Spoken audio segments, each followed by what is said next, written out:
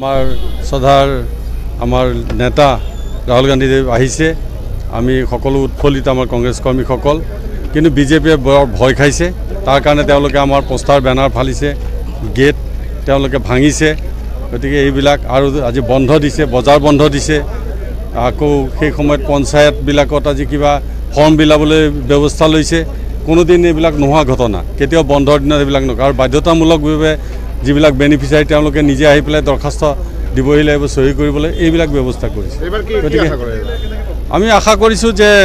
দিন ভাললৈ আহিছে ৰাইজে পৰিৱৰ্তন বিচাৰিছে এই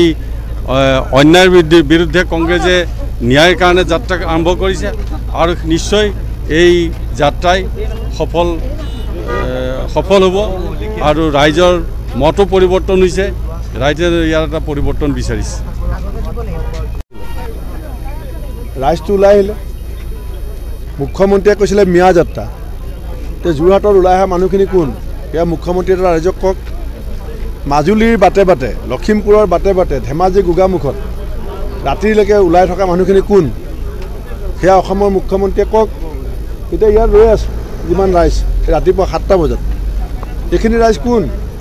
সেয়া অসমৰ মুখ্যমন্ত্ৰীয়ে কওক আজি আমি কাজিৰঙা সমষ্টিৰ কলিয়াবৰ অতি কমেও 50,000 মানুহ আজি সেই সভাখনত গোট খাব উজনি অসমৰ প্ৰত্যেকখন জিলা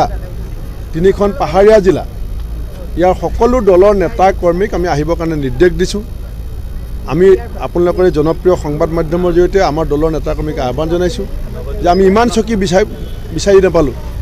চকী টেণ্ট হাউচে দিব পৰা নাই সেইকাৰণে ৰাইজসকলে আজি আমাৰ যিখন সভা 1টা বজাৰ পৰা আৰম্ভ হ'ব 4টা বজাত শেষ হ'ব এই সভাখনত আজি কষ্ট স্বীকাৰ কৰি গোটেই উজনি অসমৰ আৰু 3খন পাহাৰীয়া জিলাৰ নেতা কৰ্মীসকল আজি তাত উপস্থিত হ'ব নাও মাজুলীত বুক কৰিছিলোঁ বেটেৰী লৈ গ'ল খুলি পেলাই ডিপুবিলাকত তেল নাইকিয়া হয় মৰিয়নিত গৈছোঁ ডিপুত তেল নাই মাজুলীত গৈছোঁ ডিপুত তেল নাই কালি লখিমপুৰ ডিপুত তেল নাই আজি গড়পুৰ ডিপুত তেল নাই আজি এই ৰাজনীতি যদি ইমান কিয় শংকিত হৈছে যদি ইমানেই কাম কৰিছে বিজেপিয়ে ইমানেই যদি বিজেপি জনপ্ৰিয় তে কিয় বেনাৰ পোষ্টাৰ জয় শ্ৰীৰাম বুলি কৈ ফালিব লাগে ভিডিঅ' ভাইৰেল হৈছে আপোনালোকে দেখিছে জয় শ্ৰীৰাম বুলি কৈ বিজেপিৰ নেতা কৰ্মীয়ে পোষ্টাৰ বেনাৰ ফলা ভিডিঅ' ভাইৰেল হৈছে এই পৰ্যায়লৈ বিজেপি কিয় যাব লাগে অসমৰ মুখ্যমন্ত্ৰীগৰাকী যিখন আসনত বহিছে